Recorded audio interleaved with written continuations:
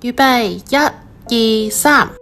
大家好啊！而家由阿舒爸 TV 嘅特約記者阿舒爸為你喺現場直擊介紹仙台機場。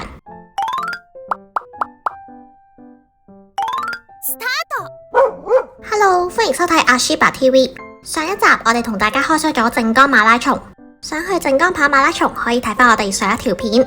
而今集我哋會同大家去日本嘅東北，開箱仙台嘅機場仙台空港，詳細介紹仙台機場嘅餐廳同埋店鋪，由機場出市區嘅交通資訊，同埋機場離境禁區入邊嘅情況。影片開始之前，記得俾個 like 呢條片 ，subscribe 呢個 YouTube channel， 同埋 follow 埋我哋個 IG 啊！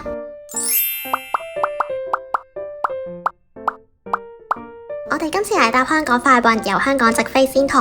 呢條航線係今年1月新開，每星期有4班機直飛仙台。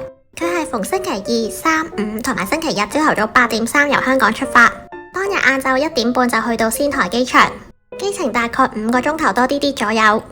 我哋今次叫咗個3個杯麵喺機度食，佢有辣油俾你自己落，最辣可以去到3小辣。湯底個味係同餐廳食到嘅一模一樣，而個麵嘅口感係會比較似辛辣麵。搭咗大概5個鐘頭多啲左右就嚟到仙台機場，落機之後就去辦理入境手續。呢度入境係可以用 Visit Japan， 又或者填紙仔都得。入境嘅櫃台大概有10個左右。我哋入境連埋拎行李用咗大概20分鐘左右，都算係幾快。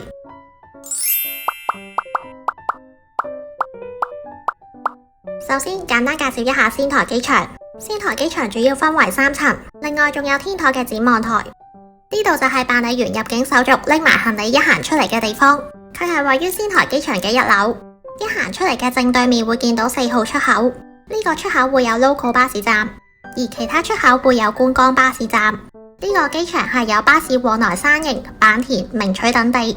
不過我哋今次係搭地鐵出入仙台機場，稍後會詳細介紹我哋離開機場嘅交通資訊。而一行出嚟嘅左手邊會有原美行嘅取貨儲物櫃，可以喺入境日本之前喺原美行嘅網站網購，之後嚟到仙台喺呢個位拎貨就得，好方便噶。呢個網購平台可以一次過買晒日本免稅零食、手信同埋藥妝。我哋係有自費實測過，佢售賣嘅產品都幾多選擇，價錢都算公道，配搭埋間唔中有嘅 discount code 一齊用，係幾抵玩噶。而喺網購之前，記得撳右上角選擇取貨地點。佢嘅取貨儲物櫃多數位於 JR 車站同埋機場，係幾方便遊客噶。之後我哋會行去一出嚟嘅右手邊度睇下，即係阿舒爸而家向地圖嗰個位。呢個位有得買 SIM 卡同埋兌換外幣。再前少少有租車嘅地方，有呢幾間租車公司可以選擇。如果你係自駕遊嘅話，可以嚟呢度睇下。之後繼續向前行，呢度嘅左邊有意大利快餐餐廳，而右邊有 Daily 便利店，同埋一間叫正宗嘅牛舌餐廳。而一路直行到呢層嘅盡頭，仲有 One Up Port， 呢個係一個跑者支援設施。跑完步之後，喺呢度俾800 yen 就可以使用沖涼嘅地方。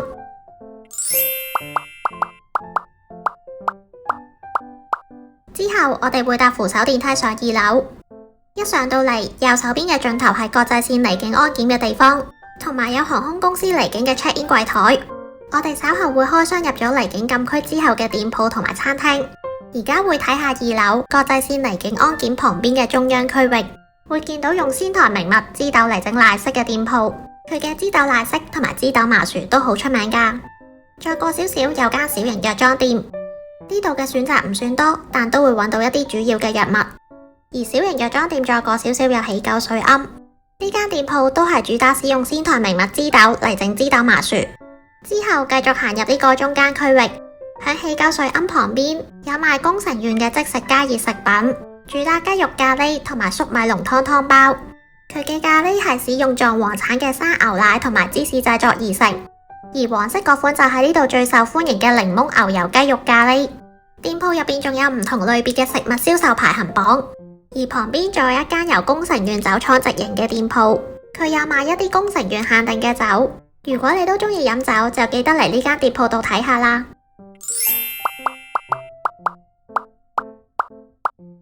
之後我哋再行入啲，會開箱呢間魚生當餐廳。呢間餐廳主打使用3、6海捕獲嘅海鮮，同埋積極推廣永續海鮮嘅概念。呢度比較出名嘅係36號同埋海鮮檔，佢喺日本美食網 Tabelog 有3.44分，以機場嚟講算係一個唔錯嘅評分。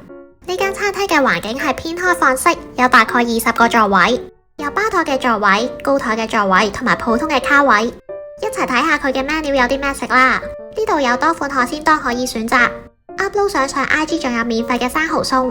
而呢度係用自助點餐機嚟點餐，呢個自助點餐機都幾簡單易用。要留意呢度係唔收現金，我哋係用信用卡俾錢嘅。第一個海鮮檔定食，我哋叫咗季節之魚絲檔，佢有隻鵪鶉蛋俾你打落個海鮮檔度。而第二個海鮮檔，我哋叫做咩料封面嗰個海鮮檔，而旁邊嘅生蠔就係 IG 打卡送嘅。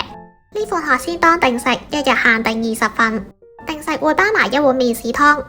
而呢個海鮮檔入邊有三文魚、吞拿魚同埋一啲魚仔等等。整體嚟講，魚生都算新鮮，但唔算太口切。機場嚟講係算 OK，但未有驚喜嘅感覺。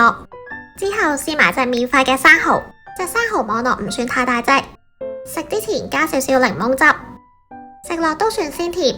如果嚟呢間食嘅話，記得喺 IG 打個卡拎埋呢隻生蠔。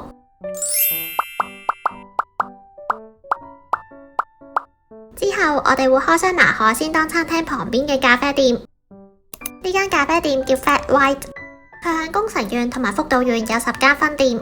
店鋪嘅口號係人生太短，唔好浪費時間嚟飲唔好飲嘅咖啡。而為咗沖出一杯好飲嘅咖啡，店主會喺世界各地精心挑選咖啡豆，再進行烘焙，以充分發揮每粒咖啡豆嘅最佳品質。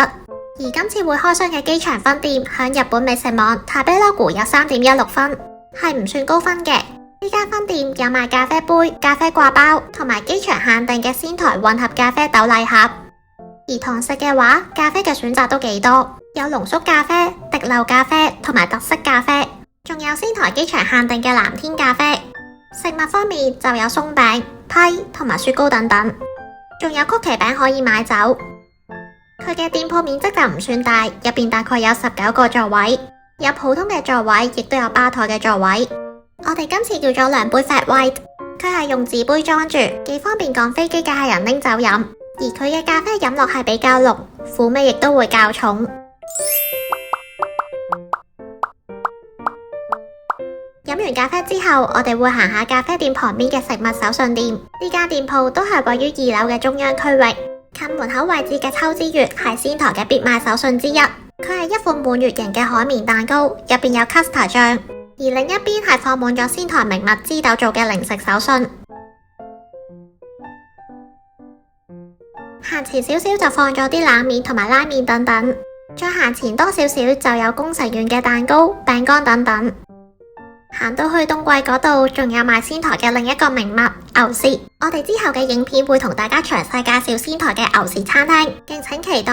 之後再行入啲會見到有宮城米同埋一啲飯素，特別想介紹一下呢啲一樽樽嘅宮城米。呢間機場店鋪有賣2款宮城樽裝米，我哋會中意左手邊嗰款多啲，左邊嗰款米食落係比較有咬口。而如果你想整壽司嘅話，就可以選擇右邊嗰款米。右邊嗰款米係即使凍咗都可以保持有咬口嘅口感。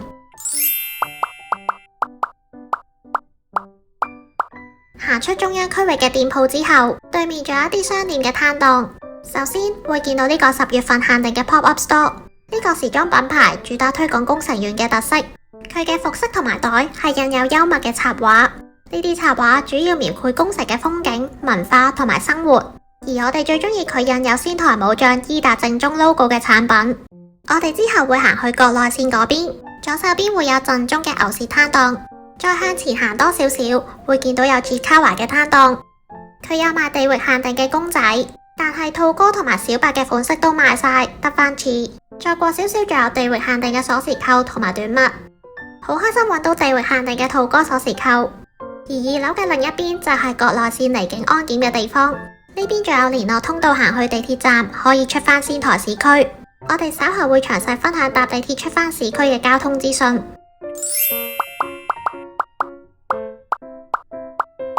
跟住我哋會搭扶手電梯上去3樓。一行上嚟嘅左手邊會有間使用日本東北食材嘅餐廳，而喺呢間餐廳旁邊嘅通道行入去，就會見到機場博物館。呢個博物館入邊有真實嘅駕駛艙儀表、飛機輪胎同埋飛行模擬器，特別推介玩佢嘅飛行模擬器，每次俾100 yen 就可以模擬駕駛飛機，嚟到記得要玩下。我哋之後行返出嚟，行到呢層嘅中央位置，有個公共休息區域，上面掛住充滿仙台特色嘅圓球狀流蘇吊飾，而下邊就有呢層嘅指示牌。向呢個3樓嘅公共休息區域望落去，就會見到啱啱影片介紹過嘅2樓中央區域。而3樓嘅右邊有3部投幣式按摩機同埋咖啡店。咖啡店嘅正對面仲有一排扭蛋機，仲放咗一架小型飛機。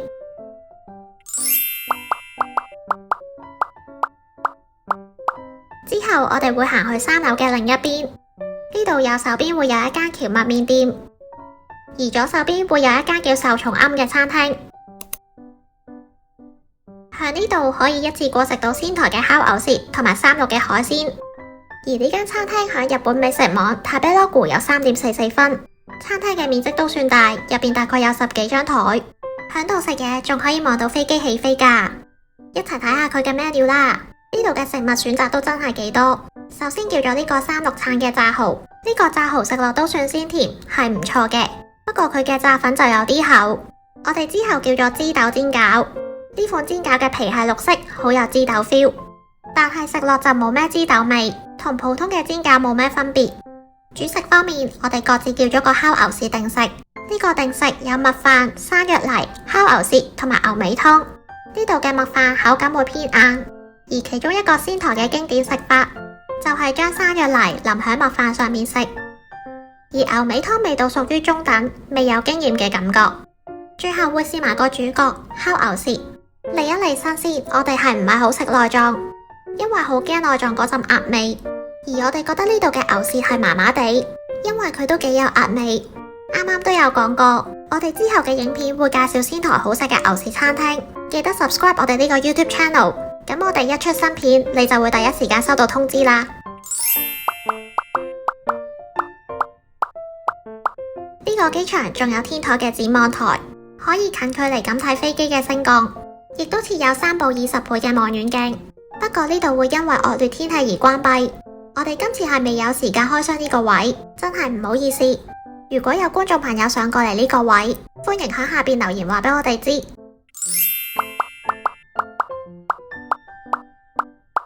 我哋而家會詳細分享由機場搭地鐵出返仙台市區嘅交通資訊。啱啱都有講過，行去地鐵站嘅聯絡通道係響機場嘅2樓，由2樓過內線離境安檢嗰邊行到去地鐵站，只需要大概3分鐘左右。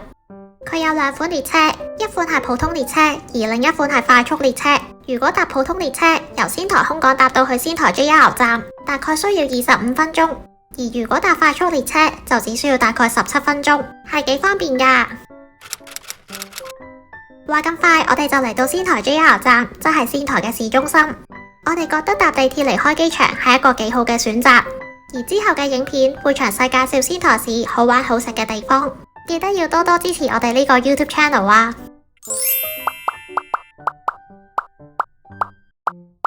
最後我哋會開箱埋國際線，入咗離境禁區之後嘅店鋪同埋餐廳。啱啱都有講過，國際線嘅 check in 櫃台同埋離境安檢係位於2樓，呢度就係過咗離境安檢嘅禁區位置。一出嚟會見到呢間 cafe， 佢係類似小食店嘅形式，不設堂食位置，售賣牛舌串、麵包等等嘅小食，亦都有賣水同埋零食等等。而小食店嘅旁邊會有公共休息區域，再過少少右手邊會有免稅店。呢間免稅店嘅門口位置擺咗啲東京嘅人氣食物手信，如果唔一定要買仙台嘅食物手信，幾推介買呢個牌子嘅開心果餅乾同埋朱古力。過少少仲有大家都應該熟悉嘅 Sugar Butter Tree， 我哋最中意佢嘅原味夾心餅乾。後一排仲有 Voice 嘅朱古力，而另一邊近門口位置有賣東北嘅酒，呢度仲有得試飲，可以飲完覺得好飲先買。而入邊有唔同化妝品牌嘅專櫃，亦都有賣 supplement 同埋一啲生活雜貨。佢有賣少量嘅次卡華精品。過咗免稅店就會有廁所、水機同埋飲品自動販賣機，前少少亦都有充電嘅地方。